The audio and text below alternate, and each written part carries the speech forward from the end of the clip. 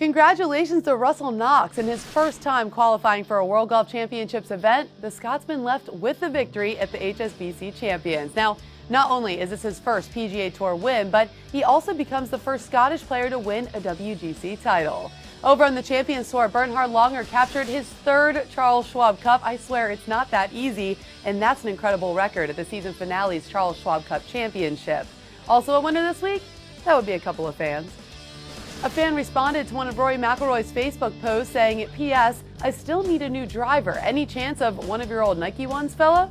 Now, players field swag questions all the time, but it was a shock to everyone when world number 3 actually responded to the post saying, "Sure, I'll send you a Nike driver. Serve me well. Message me your address and my team will ship it to you." Of course, the fan could not believe it, but McIlroy did warn that he could not guarantee 320-yard drives with it. The gift-giving week continued when Shane Lowry carded an opening round 74 in China, and instead of throwing his putter away, he gave it to a young fan who hopefully will be able to make better use of it. The Royals may be the reigning World Series champions, but this past week it was the Padres in Petco Park that stole the show in the golfing world.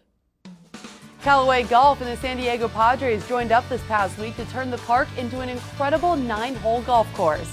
We're talking seriously elevated tee boxes, snow machines causing bad weather to play through, water hazards, and so much more. The event was only supposed to last 3 days, but it was extended to 5 because it sold out so quickly. Join the game of golf just one hot dog at a time.